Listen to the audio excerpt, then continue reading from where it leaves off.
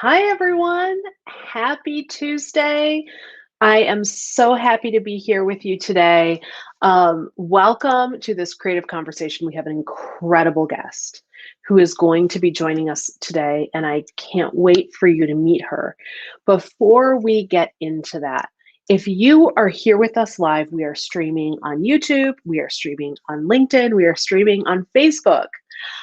Give this video a like, say hi, tell us where you're calling in from, where you're listening from, where are you in the world?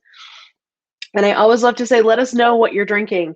I am drinking a strawberry mango LaCroix substitute, knockoff product.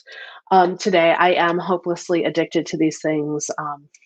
It is the cross that I bear, and I will bear it. That's fine. So for those of you who are here with us live, let us know where you are. And let me take a second to introduce myself, and then we'll talk about our amazing guests. So my name is Laura Khalil. For those who are new to me, my goal is to help entrepreneurial women in creative fields get booked solid with clients they love and double their revenue this year. What? Yes, really. So before we begin, I want to tell you for all of my independent creatives or small agency owners, we have our next Get More Clients Roundtable that's coming up next week on September 21st. So you can grab a free ticket to that over at bravebydesign.net/events. This is an interactive hour with you and our other attendees, I should say. So come prepared to share. We're going to talk about getting cold leads. We're going to talk about what's going on in your business. And we're going to do some hot seats. So if you have a burning question, we're going to do some hot seats where you get advice from fellow independent creatives, solopreneurs, and small agency owners in marketing, design, and innovation to really help you propel your business forward and get more clients. And not just more clients, but more of the clients you want, right? Because anyone can get more clients, but it's about getting clients you love, getting clients that inspire you to get up every day, that excite you to do that work. So you could just pinch yourself and say, I am so lucky to be working with these people. So you can learn more about that Get More Clients Roundtable over at bravebydesign.net/events. And I would love to see you there. Okay, so on to our guest for today. Sue Voyles is the founder and president of Logos Communication. Hang on, let me bring her on for 1 second and I'll keep talking about her. There we go, there's Sue. So Sue is the founder and president of Logos Communication, a virtual agency that offers writing, PR, social media, and marketing. Sue has been doing virtual agency work with her distributed team for 20 years, guys. 20 years. She is the pioneer in how to work as a virtual agency and how you can learn today. And Sue, we are so lucky to have you with us. I want to welcome you to this creative conversation. Thank you, Laura. Excited to be here. I love your energy today. Thank you. Sue, okay, so take us back because you founded Logos in 1999, correct? Correct. 1999. And why did you decide to start your own business? So, and just to give some context, in 1999, I had a dial-up modem. That was how I was getting to the internet. Yes, Sue, I remember. I was those here of for you, it. yeah, those of you who were here for it. So, I was married. I had some young children. I was working a full-time job, and it was just getting too crazy to try and manage work, try to manage my family, and be there for my kids. And I thought, I think I'm just going to quit my job and go start a business. And if I don't make money in the first year, well, I'll just go back and get a job. And so that's what I did. And you just took off. And I just took off. Within the first couple months. I had a major bank as a client. By the end of the first year, I had 4 wonderful clients, a large automotive, a regional education agency, a bank, and a statewide trade association. And I loved all of them.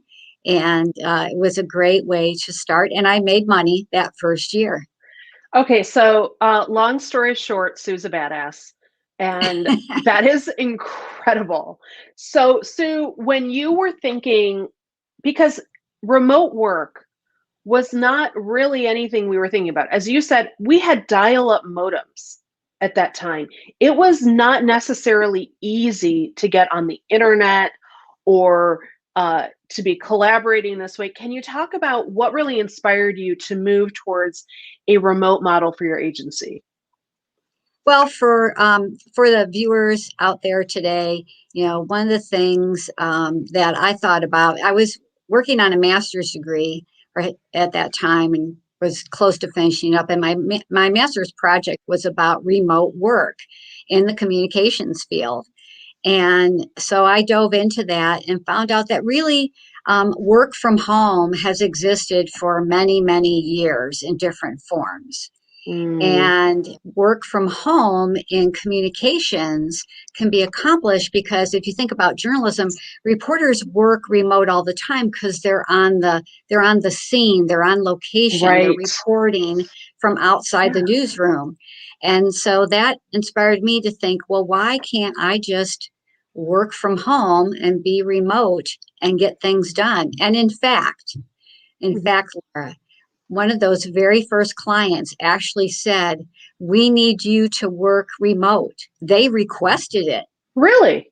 back then. They requested it. And I was like, that is great. That is exactly what I want to do. And that first year was great because I didn't have so much work that I couldn't spend time with my Mhm. children. I could take them to the park, drop them off at school, and all the things that I wanted to Yeah. be doing with them. And so really getting, I think a lot of people dream about having this quote unquote work-life balance. And it can seem like a myth or a unicorn or like Bigfoot running through the woods that we're like, how do I grab onto that? Where is that? And I love your decision to really make a conscious decision to do that and then to attract clients who said, no, this is actually also our model as well. I think sometimes what I hear you saying, Pam, I guess, is that sometimes people wait to get permission to do something rather than just blazing the trail and saying, this is how we do it, and this is how we do it really well, and really becoming the master of your destiny. So I love that. I want to understand for people who are, a lot of people have been in the pandemic, all of us, for almost 2 years now, which is even hard to believe. Um, and a lot of us have done remote work, but maybe we haven't all done it effectively or we're really challenged by it. I want to hear from you. What are some of your greatest tips for being successful? And I'd love to hear from the sort of management side of things. How do you nurture this team remotely? Great question, Laura. So, one of the things I want to say to the folks out there is remote work isn't necessarily for everyone. So if people really thrive, especially creatives, if they thrive off of the energy in being in a room with people, remote work may not be the best solution. And I'm a person that thrives with being with other people. And the way that I get that met is through business organizations that I belong to, where I can go and meet with them in person, network, talk business. So I Hmm. build a community so I can still have in person. So I think Mm, that's very important to understand if your team meets in person, if you need in person, make sure you build that in. But in terms of managing a distributed team, and my team is distributed all around Michigan and one in California, is to understand how they like to work, how to best communicate with them. So on any given day, I'm talking on the phone with a team member.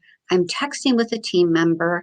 I'm using our cloud-based project management system to communicate with a team member, or I'm emailing.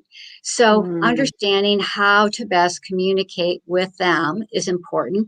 Understanding like when do they typically work? I have some on the team who are very productive in the morning, and some who, when their children were younger, were mhm, more productive in the evening.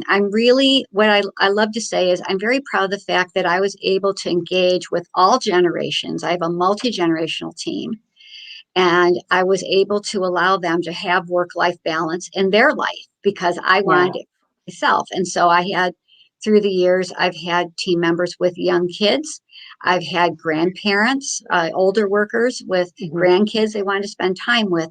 So understand your people's rhythms and how they like to work and how they like to be Hmm. communicated with, and then put in the technology support that's going to make them successful. So I referenced project-based cloud management system. We moved to that in 2015. What are It you is using out of curiosity? so I use a tool. You have heard of many of them out there. We use one called Proof Hub. So Hmm. proof like proofreading, and then hub. I love it. It has time tracking in it. It has a proofreading tool in it. It has a chat feature in it. And that is where and it has an app. So Oh, on the cool. phone. So Okay. all the team members know that's where the work sits. That's where everything is. And they have one single place where they're going to get their assignments, get their files, Yeah. communicate with others. And in fact, this year, I actually invited 2 clients to come into our system for dedicated projects for them. And they have really appreciated and liked that system. And it lets them communicate directly to my team that's I working on love it. their projects. There's a couple things, well, there's many things you said that I want to touch upon. The first that you talk about is flexibility. I mean, there's this sense you mentioned when my employees like to work and how they like to be communicated with. And that's really interesting because some people would say, this is when we work and this is how we communicate. And you do or die. And what I hear you saying, Sue, is hang on, because we believe in offering flexibility, because we believe in that balance, we aren't a top down dictating that this is it or else. We're saying, how do we work with you? Is that how it was, that part of the process of thinking through this? Yeah, and just to clarify for those of your listeners who are thinking about remote team, it's hard work to Mm, manage a remote team. It's hard work to manage people, period. It's hard work hmm. to manage a remote team because you have to Yeah. be intentional about staying in touch with them, checking in, what's going on in their lives. Like during the pandemic, I was checking in with the team, like, how are things going? How are you Yeah. feeling? I sent gift cards to them so they could buy That's steaks from awesome. Omaha Steaks or order something from Amazon. We did some virtual Zoom Yeah. lunches because typically we try to get in person a couple times a year for lunch. So Okay. understand that. And then, do we have deadlines? All creative people have deadlines, right? We all Hmm. have deadlines. So my only, one of my few requirements is meet your deadline. And if Hmm. there's a reason that there's something roadblocking that, then let's talk about that. And Yeah. maybe you need some other people on the team to jump in and help. So if you're working on something at midnight and to make your deadline and that's when you want to do it, that's fine. Hmm. If you're doing it at 10 in the morning, that's fine. I'm the Get person it, that's just get it done. just get it Yeah. done, right? Just get it Yeah. done. And then And of course that, there are client meetings, right? So being right. available for client meetings, and we Yeah. we work, to schedule collaboratively with that. Yeah, absolutely. So there's something else here that's really important. And this is funny we're talking about it. Wasn't expecting to go here, but this idea of you really have to have really clear processes and procedures and sort of standards of operation for how you work, so that people understand this is where I go to get work. This is where I go to submit work. This is where the client comes in. That level of preparedness in the business and systemization of parts of the business is really critical, especially in a remote environment, Sue. Was that something that you picked up on early on, or how did you develop these processes? So trial and error, right? Not Hmm. everything worked. But in the last several years, I have made a much bigger push towards process and systems Yeah. because as the team grew, and I have 9 people on the team, and as the client base grew, there was a need for that. I don't want to burden people, but we have to have some basic things place. So Yeah. yes, that is really important so everyone knows their expectations. Yes. People want to know what is expected. So if you can lay it out clearly, and then I always say to the team, if you can think of a better way to do this, tell me. I Right. want right. Just tell me. Is there a better way to do it? Tell me what it is. Let's look at it. Because there's often someone, at least this is what I found, who is like the tech wizard, right? Who like they're on top of like the latest technology, or they're reading things that are coming up, and they can be huge advocates for helping improve processes. There's just also a lot of people that love process driven work. It helps people be successful. I find that if you understand what the goal is and you understand the steps to get there, you're kind of set up for success. If if the goalpost is changing and how you get there is changing all the time based on the whims of the owner or the manager, nobody's going to be very happy. And I know you've had, Sue, you've retained your team for a very long time. Yes, I do. Um, I have people who've been on the team. The other thing is, around processes, again, just um, trying them out and saying, if we need to pivot, we'll pivot, right? When we pivoted to project-based system in the cloud, there was a learning curve for all of us. And so, we learned together, and I had to invest that time. And then I just want to go back to knowing your team, Laura, because I know you'll yeah, appreciate this as a coach, but yeah. all of my team members have taken an assessment. Oh, which Um, one? we use TTI Insights, Okay. and that gives a great insight into them and what drives them and motivates them and things like that. And that is a useful tool. And I'm sure you would agree. Having Yeah. assessments of people, making that investment in them to help them understand things about themselves, and for you to help understand how to best communicate with them and what is driving them. I'm so glad you mentioned that, because businesses are run and comprised of human beings, and we are complex.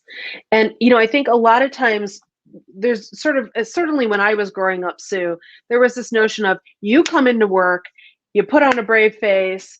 I remember when I was in college, I had to buy a gray suit. I will never forget this. I had to buy a gray suit because my marketing instructor said, that's what you have to wear to the office. That's what you have to wear to interviews. You leave yourself at home. You bring this facade into the office. That's how we were taught. Of course, that we know that that's not really true. People come as themselves, even if they're wearing a little wrapper. And you have to be able to learn their communication style. You have to be able to learn how they work best. Um, Sue, one thing I love to talk with you about, and I love to talk with all of my guests about, is like a little oopsie moment, because I've got so many, and sometimes when people are watching these and they're thinking, well, they seem like they just got it all figured out. Like, did they ever make a mistake in their life? And I like to humanize the guests and say, yeah, we've all screwed up at some point or another. So can you share, if it's about remote work or something else, an example of one of those for you? Sure, yeah, and that's how we learn, right? Those Yeah. mistakes, and there are many of them, because like a lot of the creatives out there, I was a creative person. I didn't have an MBA. Hmm. I didn't necessarily know a lot about running a business. I was lucky enough to have some mentors and people who helped. But yeah, a mistake. So when you have a remote team, sometimes things are going on with them, and maybe it is not always apparent. And I had a team member, and the individual was a rock star, and they were really great. Came out of the gate just really wonderful, doing great work.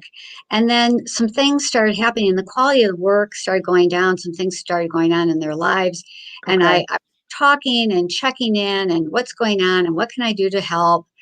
But things were continuing not to go so well. And then eventually a client called and said, you have to take this person off of our account. Oh God. And you never want a client doing that, No. right? As a manager, you want to be able to say that you could have detected that and made a decision. And so it took that call, and the client's still with me, and they're super kind. Okay. So you saved the client relationship. I saved the client relationship, and I said to the individual, I released them, and I said, go take time to take care of what's going on in your life. Mm-hmm. And, when you need a reference, come back to me, Okay. and just let them deal with whatever's going on. And, Yeah. but you never want to be in that position when the client, because there's a fear there, you're going to lose the client. And Totally. that's where relationship building right, with our clients and with our teams, that's when that pays off, is when you can have that good relationship building. And that's really important in a remote business, especially. And because we're dealing with clients remotely, we've had clients all over the country. And so Yeah. I'm not necessarily driving to their office once a week to go meet with them. Sometimes they're in California, sometimes they're in Toronto, sometimes they're in Florida, they're all around. Those client relationships are so important. And, it's funny because your story reminds me of when I was doing marketing consulting with some huge tech companies. We had a designer working under me, and he started off great, amazing. The client loved him. Beautiful, incredible artist. But we had weekly client meetings where we had to present artwork. And we needed it as the agency. I had to review the artwork before I showed it to the client the night before.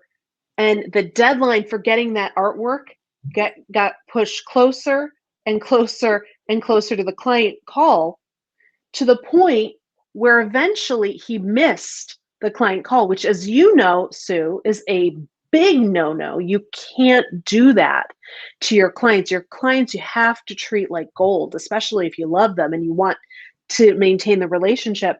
And so we had to make the unfortunate decision to say, you are so great at what you do, but you cannot do it in a great way that supports this account, and we can't work with you. And I say that to all of the independents who are listening to this right now.